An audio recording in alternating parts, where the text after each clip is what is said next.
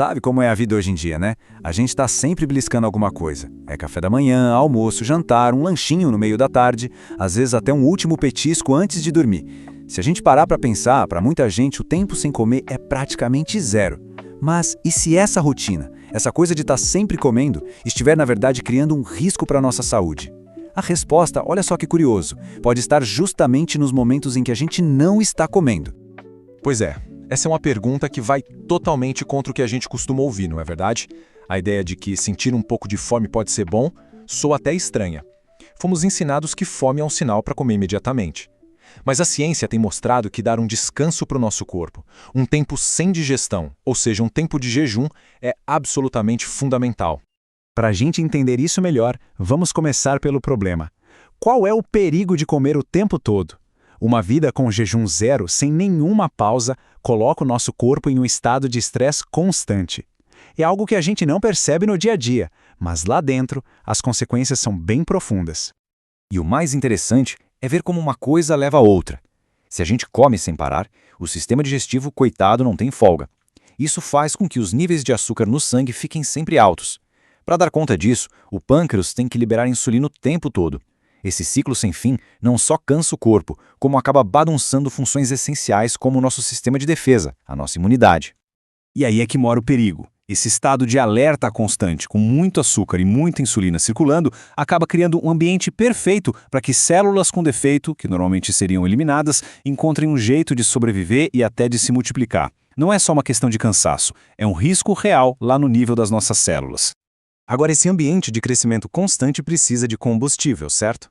E isso nos leva diretamente ao que muitos consideram o grande vilão dessa história, o açúcar. A ligação entre o que a gente come, especialmente o açúcar, e o crescimento de células anormais é muito mais direta do que se imagina. Pensa assim, as células cancerígenas são como motores superacelerados.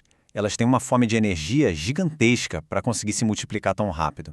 E a fonte de energia preferida delas, o prato principal, é a glicose, ou seja, o açúcar que está ali circulando no nosso sangue.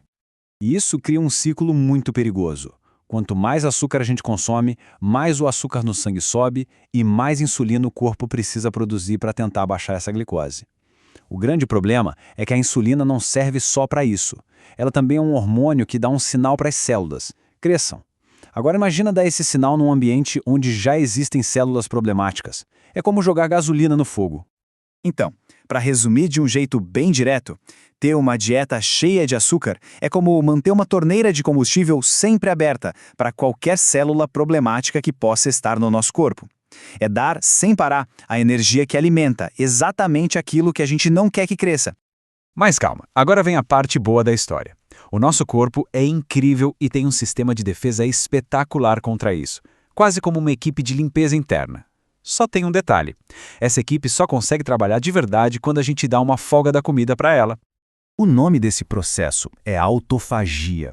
Parece um nome complicado, mas a ideia é bem simples. Significa comer a si mesmo, mas no bom sentido, claro. É um mecanismo que o corpo usa para identificar células velhas, danificadas ou defeituosas, desmontá-las e reciclar suas peças.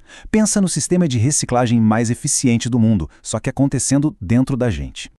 E aqui está o pulo do gato. Esse processo fantástico de limpeza e renovação celular é ativado com muito mais força quando a gente não está comendo. O jejum funciona como um interruptor. Ele liga a autofagia no modo turbo. A diferença é gritante, olha só. Quando estamos sempre comendo, a autofagia fica lá, quase parada, e o lixo celular vai se acumulando. Agora, quando entramos em estado de jejum, o corpo aproveita essa pausa e bota a equipe de limpeza para trabalhar. Ele faz uma faxina geral, removendo tudo que não presta, inclusive células que poderiam se tornar um grande problema no futuro. Ok, a teoria é fascinante, né? Mas como é que a gente coloca isso em prática no nosso dia a dia? A melhor notícia é que não precisa de nada radical, nenhuma medida extrema. Pequenas mudanças nos nossos hábitos já podem trazer resultados enormes. Essa é a pergunta que todo mundo se faz, certo? Como começar? Vamos ver algumas ações bem simples e práticas que qualquer pessoa pode começar a fazer, talvez até hoje mesmo. Olha só como não é nada de outro mundo. O primeiro passo, e talvez o mais fácil, é simplesmente parar de comer tarde da noite. tentar deixar um espaço de 12 horas entre o jantar e o café da manhã do dia seguinte. Isso por si só já é um ótimo começo. Depois, reduzir aqueles lanchinhos desnecessários, principalmente os cheios de açúcar. Equilibrar as refeições também ajuda. E para quem quiser ir um pouco além, aí sim pode explorar coisas como o jejum intermitente. E vamos focar só mais um pouquinho nesse hábito de comer à noite. O nosso corpo, por uma questão de evolução, não foi projetado para digerir uma refeição pesada quando deveria estar descansando. À noite, a nossa sensibilidade à insulina diminui.